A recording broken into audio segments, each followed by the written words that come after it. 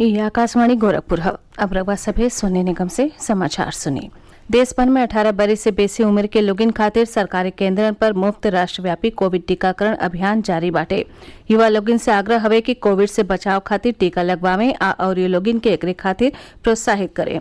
जबले जरूरी ना होके घरे से बहरे न निकली और एह 3 गो आसान उपायन का पालन करी। मास्क लगाई, 2 गज का सुरक्षित दूरी बना के रखें, हाथ और मुंह साफ रखें। कोविड संबंधी जानकारी और मार्गदर्शन खातिर राष्ट्रीय हेल्पलाइन नंबर 011-2397-8046 और 1075 पर संपर्क करी। और अब समाचार। केंद्रीय ऊर्जा मंत्री आर.के. सिंह कहले हवे कि देश में बिजली का कौनो कमी नहीं हवे और अकारण भ्रम फैलावल जा रहा हवे। वहां के विद्युत मंत्रालय और बिजली वितरण कंपनियन के एगो बैठकी के अध्यक्षता कैले के बाद संवाददाता लोगन से ई बात कहली। श्री सिंह कहले कि मंत्रालय बिजली घरन के रोजाना कैल जा रहल कोयला और गैस के आपूर्ति पर नजर रखले हवे। केंद्रीय कोयला मंत्रालय कहले हवे कि कोयला का कमी से देश में बिजली आपूर्ति में रुकावट भइले क आशंका पुरहर तरीका से गलत हवे।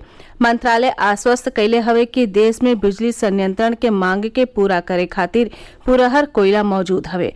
मंत्रालय कहलस कि बिजली संयंत्रण के लगे कोयला का 72 लाख टन भंडार उपलब्ध हो, जवन 4 दिन के जरूरत खातिर पर्याप्त हवे।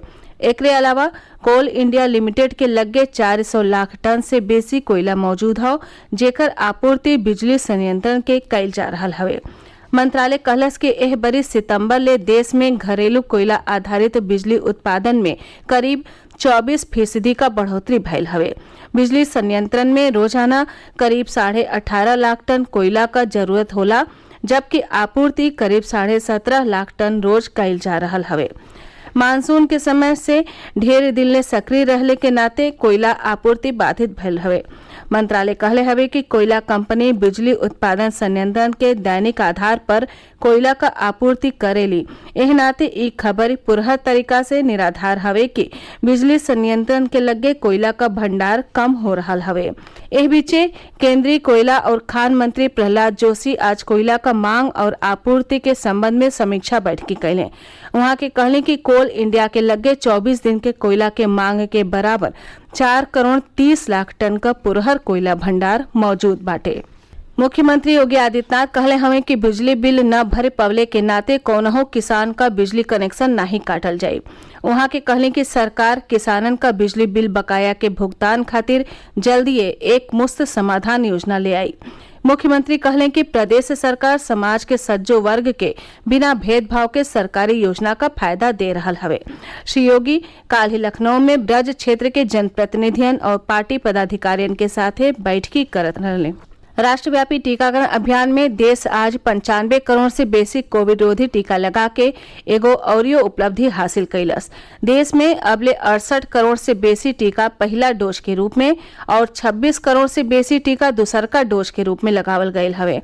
प्रदेशों में कोविड रोधी टीका लगवले का कार्य तेजी से चले रहा हवे। राज्य में अबले 11 करोड़ 50 लाख से बेसी टीका लगावल गयल हवे।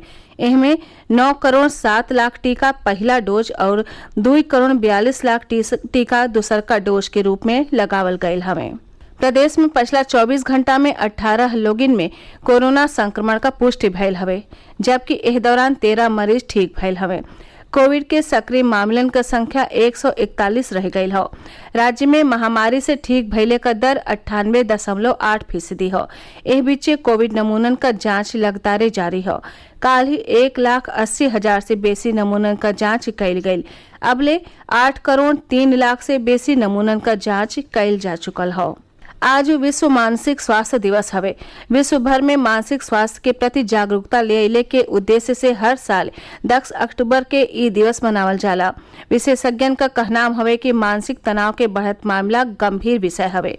मानसिक तनाव के उपचार में ध्यान और योग बहुते सहायक होला। सरकार परस्पर बातचीत, बेहतर जीवन शैली, सकारात्मक सोच के जरियों से बेहतर मानसिक स्वास्थ्य पावल जा सकेला। दक्षिण पश्चिम मानसून प्रदेश के सज्जो हिस्सन से आधिकारिक रूप से विदा हो गयल हवे। एह साल प्रदेश में औसत से 5% कम बरखा भइल। हालांकि पूर्वी उत्तर प्रदेश के 42 जिलन में औसत से 3% बेसी बरखा दर्ज कयल गयल।